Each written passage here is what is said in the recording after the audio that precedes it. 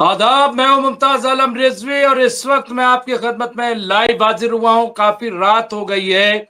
ये 6 तारीख का प्रोग्राम, ये समझ लीजिए कि 7 को हो रहा है, लेकिन बहुत इंपॉर्टेंट था और मैं बहुत अहम कॉन्फ्रेंस में शरीक था, जहां प्रोफेसर राम पुनियानी, प्रोफेसर गौहर रदा, अशोक पांडे और कई बड़ी शख्सियात, हिस्टोरियन उनके साथ था। आइडिया ऑफ इंडिया का वो प्रोग्राम था, जिसका मैं होस्ट था।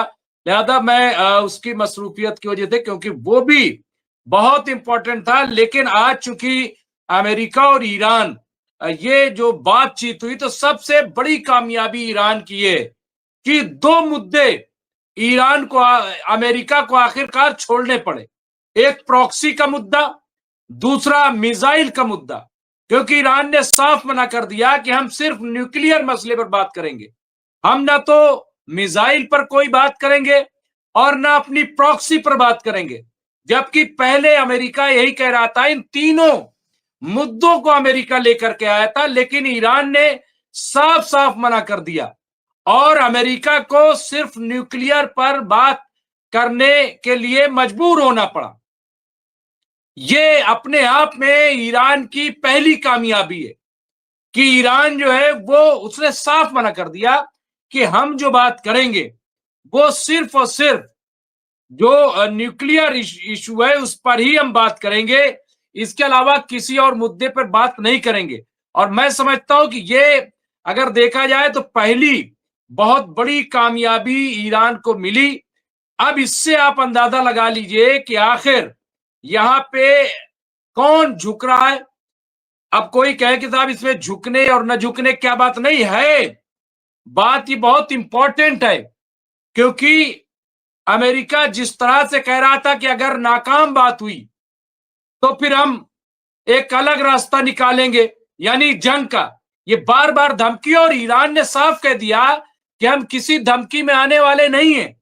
यहां पे देखिए कि इजरायली अखबार हार्टेज ने मशरिक वस्ता के उमूर के बारे में जानने वाले एक जराए के हवाले से खबर दी है कि अमेरिका और ईरान ने जुमा को होने वाली बातचीत को सिर्फ ईरान के जौहरी प्रोग्राम तक महदूद रखने पर इत्तेफाक किया है और इसी पर आज बातचीत हुई है।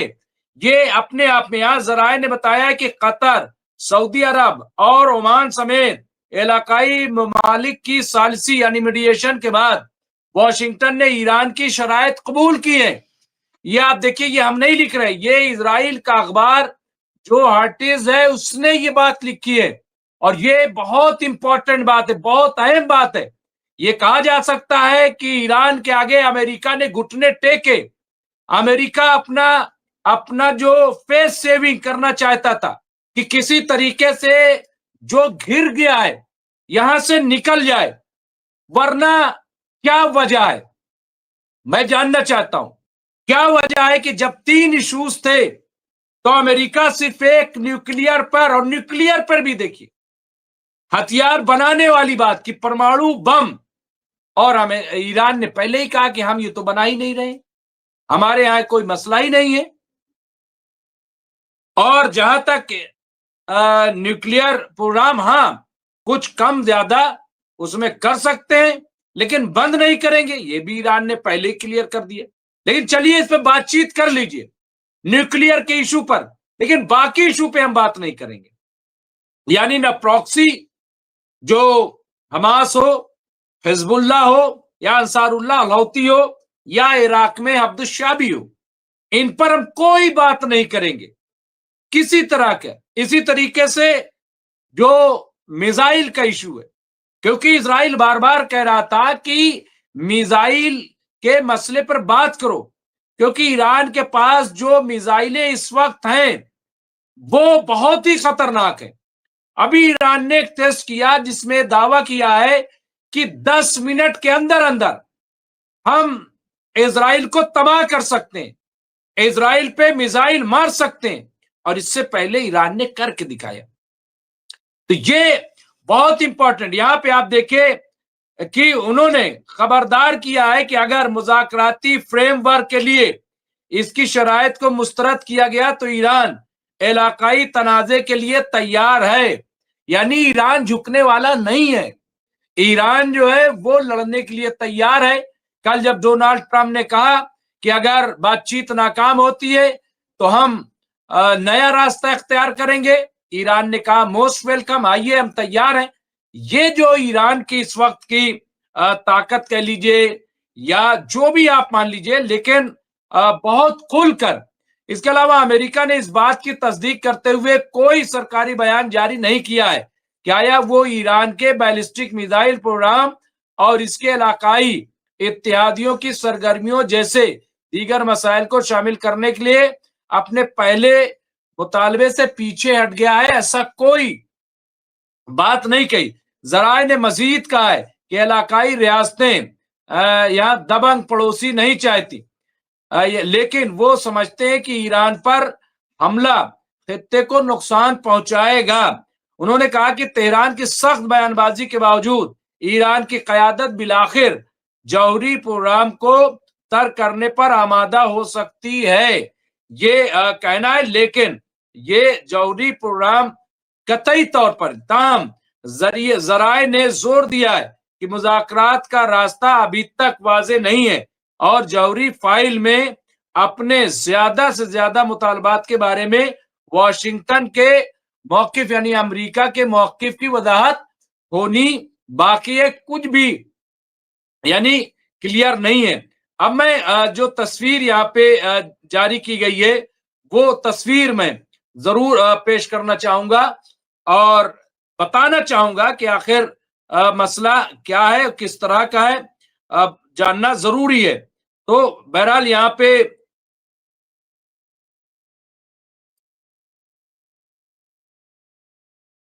तो यहाँ पे बहुत देर हो गई, शायद मेहमान हमसे न जुड़ पाए। हालांकि फिरोज बख्त साहब ने कहा था अगर जुड़ गए तो ठीक है, लेकिन जो जो इम्पोर्टेंट खबरें हैं वो कम से कम आप तक हम जरूर पहुंचा देंगे और आप तक वो खबरें जानी बहुत जरूरी है। तो सबसे पहले मैं स्क्रीन पर ये आप देखिए वो जो इम्पोर्टेंट खबर जो ओमान वाली चल रही है वो बहुत अहम है। और ये आप देखिए यहाँ पे जो हिंदी अखबारात ने दिया, यहाँ पे ओमान में अमेरिका और ईरान के बीच न्यूक्लियर डील को लेकर बातचीत का दौर शुरू हो चुका है। दोनों मुल्कों के अधिकारियों ने, अफसरान ने इशारे दिए हैं कि बातचीत का दौर काफी हद तक सफल रहा है। तो ये भी बताया जा रहा है, यहाँ पे आप देखिए ये एक कामयाब बातचीत की यहाँ पे उसका जिक्र किया जा रहा है कि बातचीत जो है वो काफी कामयाब है। यहाँ के अमेरिका और ईरान में युद्ध जैसी सूरत हाल अब भी बनी हुई है। इस दौरान दोनों मुल्कों में न्यूक्लियर डील को लेकर बातचीत का दौर शुरू हो चुका है। माना जा रहा है कि ट्रंप की धमकी के बाद ईरान ने नरम रुख अपनाया है। हालांकि पहले दौर की बातचीत काफी सकारात्मक रही, लेकिन डील पर सहमति नहीं बन पाई।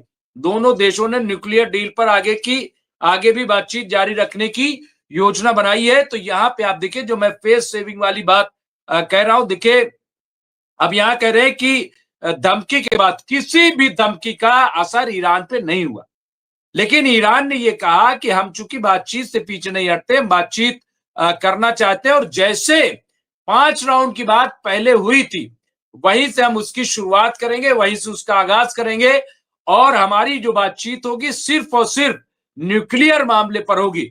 यहां देखिए पिछले साल जून में ईरान और अमेरिका के बीच 12 दिनों तक संघर्ष चला था। उसके बाद ये पहली बार था कि दोनों देशों के अधिकारी ओमान में एक दूसरे के सामने बैठे थे। अब यहाँ पे आप देखिए कि पहले टर्की में बातचीत होनी थी, लेकिन मना किया ईरान ने। फिर ओमान में ये बातचीत हुई है। ओमान में जुमा यानी आज जो दिन गुजरा है, अमेरिका और ईरान के अधिकारियों के बीच कई घंटों तक बातचीत हुई, लेकिन न्यूक्लियर डील पर बात नहीं बन पाई है। इसके बाद दोनों देशों ने इस पर आगे भी बातचीत रखने की बात कही है। दोनों देशों के अधिकारियों ने संकेत दिए कि बातचीत का दौर काफी हद तक कामयाब रहा है। और ये कुल मिला करके देखिए मैं जो बात कह रहा हूं कि फेस सेविंग अमेरिका करना चाहता है और वो यहीं पे नजर आ रहा है। कोई बातचीत का मतलब ये कि अब सेकेंड राउंड की हम बात फिर इस दौर में, यानी छठे राउंड अगर हम पहले जोड़ लें और आज का देखें तो अब ये सेकेंड राउंड की बात कब होगी, कैसे होगी, कहां होगी, कुछ भी शायद तय नहीं हो पाया है। लेकिन ये कि एक बातचीत का सिलसिला शुरू हो गया है और जब बातचीत का सिलसिला शुरू है और नेक्स्ट दौर का इंतजार है तो इसका मतलब ये है कि जंग फिलहाल टल गई है। जो जंग तनातनी थी, ईरान और अमेरिका आमने सामने थे और जो पूरे खित्ते को एक खौफ लाग था, कम से कम वो टलता दिखाई दे रहा है। अमेरिका और ईरान के बीच तनाव पिछले कई सालों से चल रहा है। ईरान के न्यूक्लियर बम को लेकर अमेरिका लगातार उसे धमकाता रहा है।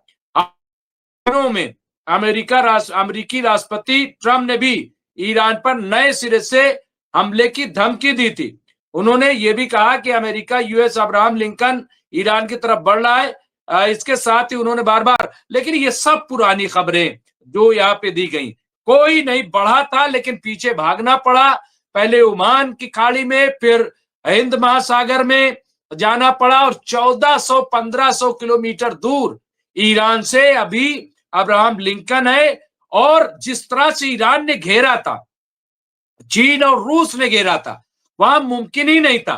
फिर कोई भी दानिश्वर, कोई भी जो वॉर स्पेशलिस्ट, वो कतई ये नहीं कह रहा था कि अमेरिका को ईरान पे अटैक करना चाहिए, क्योंकि ईरान पे अटैक करने का भी सिवाय नुकसान के, ईरान का तो नुकसान होता है, ईरान तो तैयारी है उसका, तो उसके पास खोने के लिए क्या है, पाबंदी आप लगाए हुए हो, हमला आप जो है वो कर रहे हो, हा? लेकिन ईरान का फायदा होता, क्योंकि ईरान जिस तरह की तैयारी करके बैठा है और ईरान अगर वॉर को लेकर के अमेरिका तक पहुंच जाता तो इससे ईरान, चूंकि देखिए जाहिर सी बात है ताकत के एतबार से, हर एतबार से ईरान छोटा है, हा? छोटा है, लेकिन हौसला उसका बड़ा है और जदीद टेक्नोलॉजी में भी उसने काफी कुछ गेन किया है। और ऐसे में अगर जंग के दौरान अमेरिका भागता तो फिर अमेरिका कहीं मुंह दिखाने के लायक न रहता। ये जो बात यहाँ पे आप देखें कि यहाँ पे अमेरिका और ईरान, ये देखिए, इसके अलावा ये जो इंपॉर्टेंट बात हो रही है कि राष्ट्रपति डोनाल्ड ट्रंप ने सीधी धमकी दी थी कि अगर ईरान से न्यूक्लियर डील पर सहमति नहीं बन पाती तो इसे युद्ध की शुरुआत माना जाएगा।